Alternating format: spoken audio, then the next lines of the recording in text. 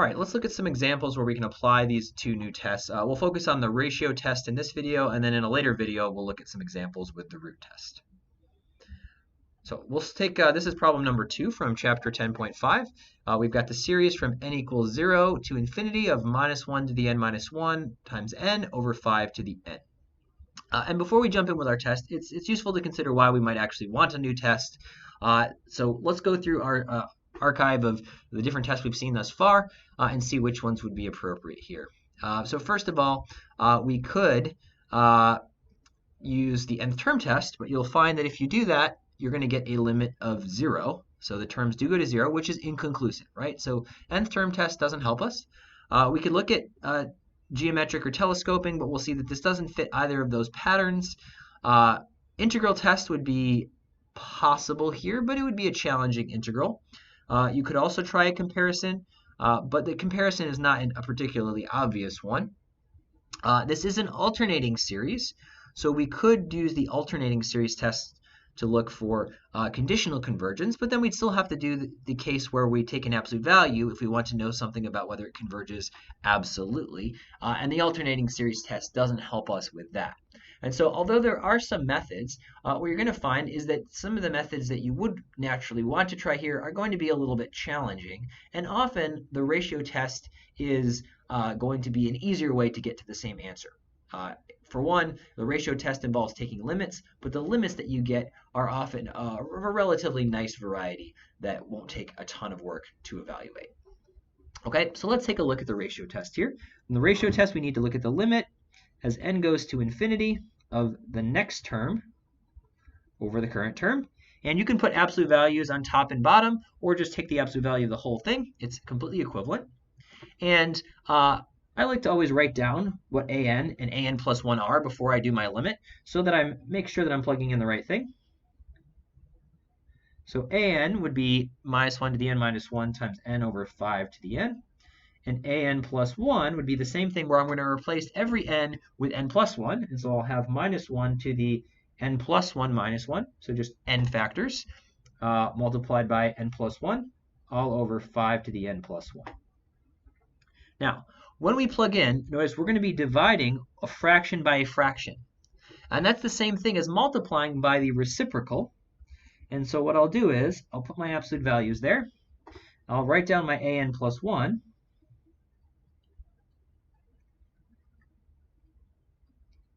And then I'll multiply by the reciprocal of an, which is going to be 5 to the n on top, all over minus 1 to the n minus 1 times n. Okay? Now, at this point, you're going to find that when you have powers, there's going to be a lot of cancellation here. For example, here we have a 5 to the n, which means basically we have 5 multiplied by itself n times, and in the denominator we have 5 multiplied by itself n plus 1 times. Well, if we have 5's in the numerator and the denominator, those will cancel out, and we'll be left with just 1 5 in the denominator, because we had one more down there. We also had the same thing happen with minus 1's. We had n of them in the numerator, n minus 1 in the denominator, and so we'll just have a minus 1 that's left after we cancel. And then we'll be left with n plus 1 over n, and there's no cancellation there.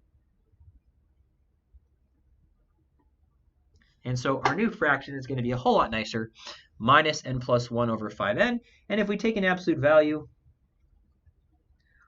we will be left with just n plus 1 over 5n, which has a form infinity over infinity. And so that's a situation where we could multiply by 1 of some form, or take L'Hopital's rule.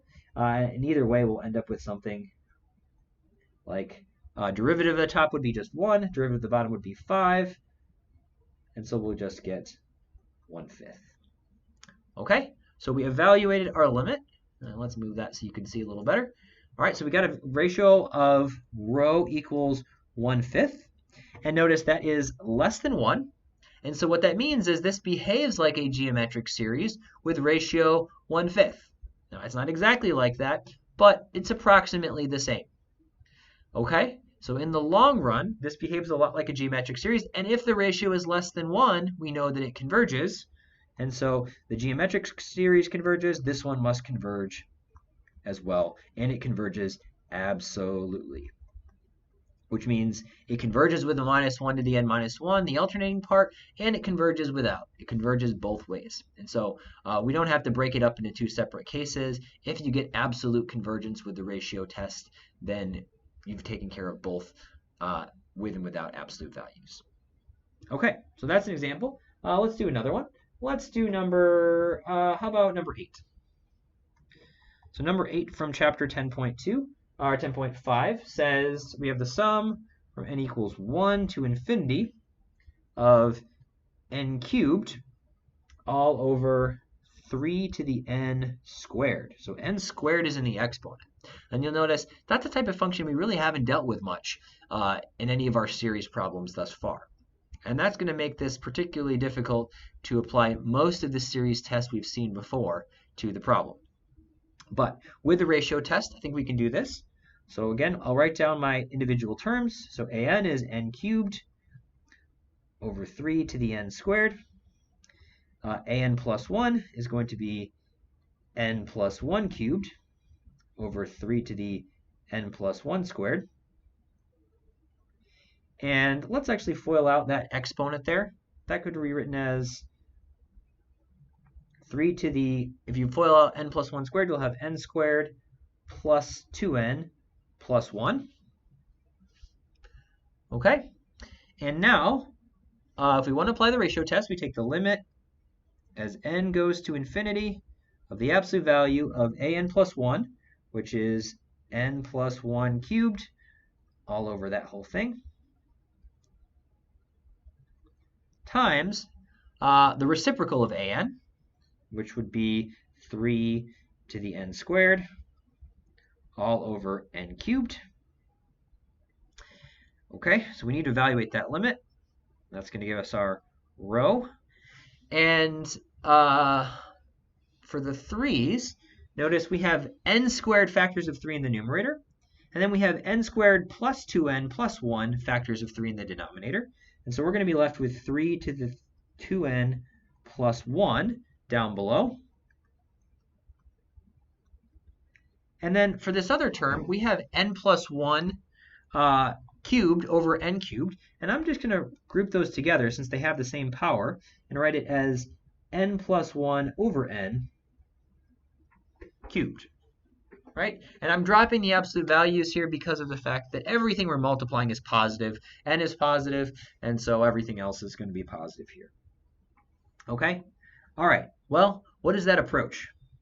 Well, if you think about this term in parentheses, notice that's just 1 plus 1 over n. And so this is just something that's going to approach, 1 over n will approach 0. And so we're basically going to have something that looks like a 1 cubed. Well, if you take 1 cubed, that's not changing at all, right? That's going to stay the same size. And so this whole term wants to approach 1. And so if you apply your limit laws, since that limit exists, we'll be left with 1 over 3 to the 2n plus 1 times the limit as n goes to infinity of n plus 1 over n cubed. We know that one is 1. And then notice that first term, we're going to take 3 to larger and larger powers. So this one wants to go to 0. And again, since both limits exist, we are allowed to consider them separately. If one of them does not exist, that would not be okay. But now we can just multiply the answers together and we get 0. Well, 0 is definitely less than 1. And so this one behaves like a geometric series with r equals 0, which converges really, really, really fast. And so we again have absolute convergence.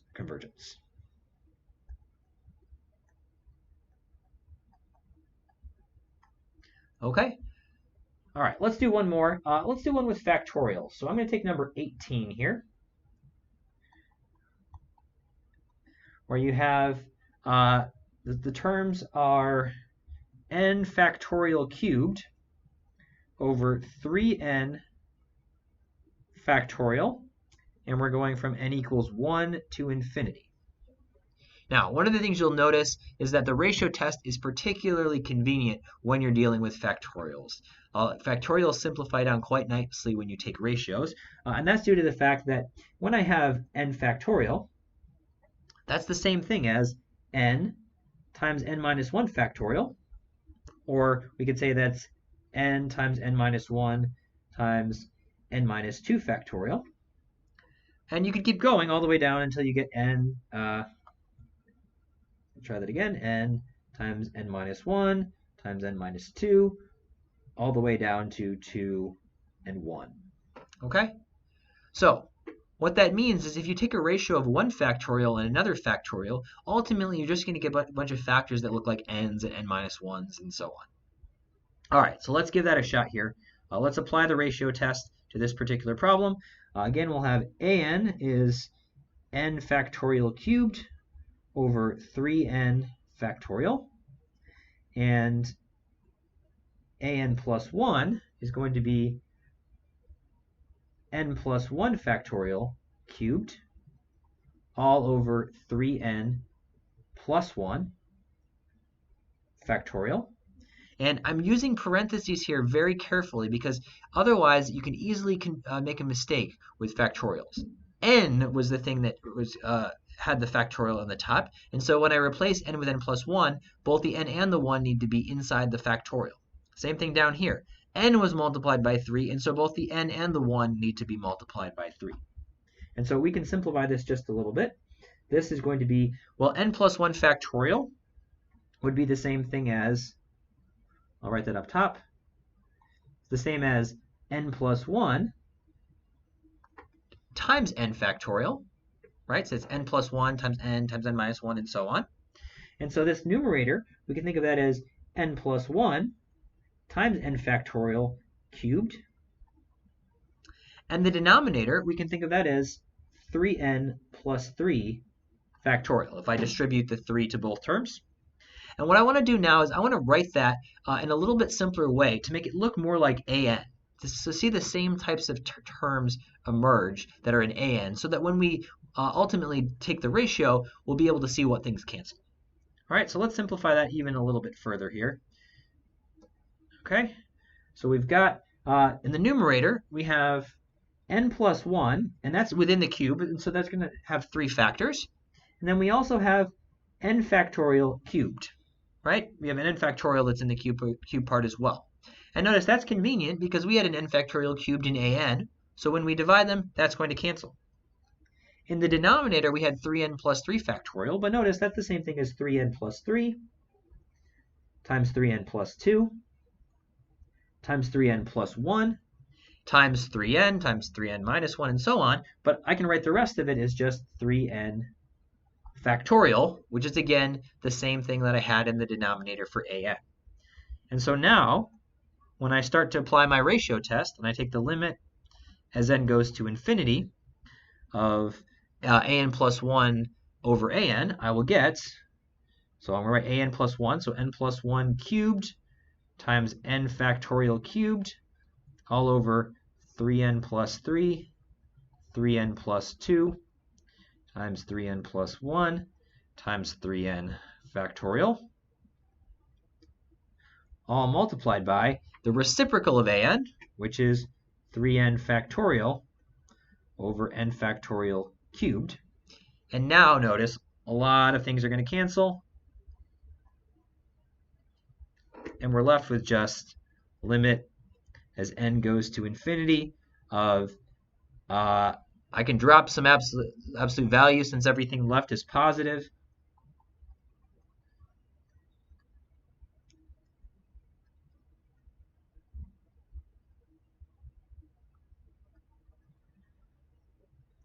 Okay, and now we have a limit that involves multiplying a bunch of factors involving n's and n plus 1's and so on together.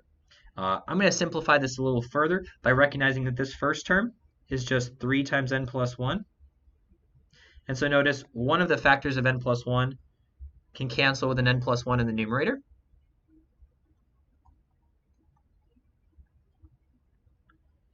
All right, and so now we're left with n plus 1 squared and on top, which is just n squared plus 2n plus 1. And then we have a factor of 3 times the last two terms multiplied together, which would give you a 9n squared plus 6n plus 3n plus 2. So I've just FOILed out the denominator and the numerator there. And making some good progress.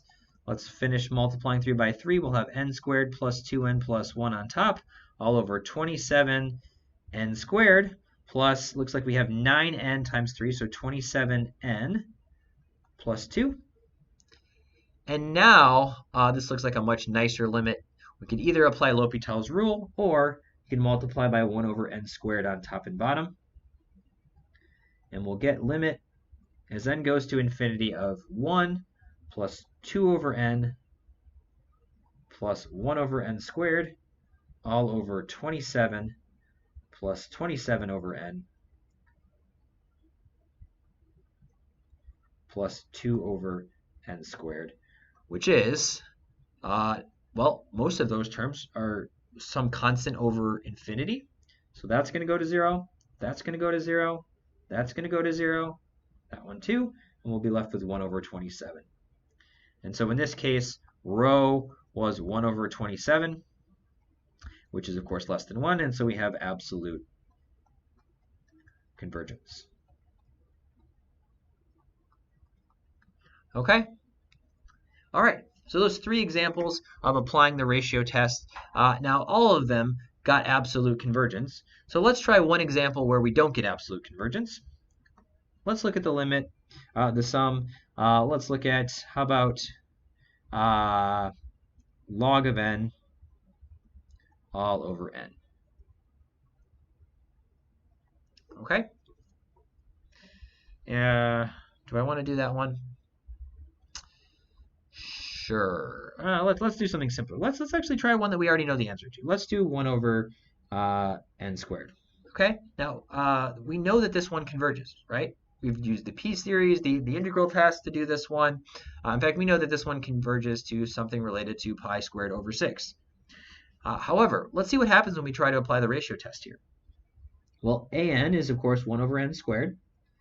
And an plus 1 is just equal to 1 over n plus 1 squared. And so when we take the ratio, we're going to get 1 over n plus 1 squared times n squared over 1, which is the limit as n goes to infinity of, well, everything is positive, so we don't need absolute values. We'll just have n squared on top, and on bottom, if we FOIL out, we'll have n squared plus 2n plus 1. And then applying L'Hopital's rule or multiplying by 1 over n squared, we'll end up showing that this is equal to 1. And remember, if you get rho equals 1, the answer is this is inconclusive.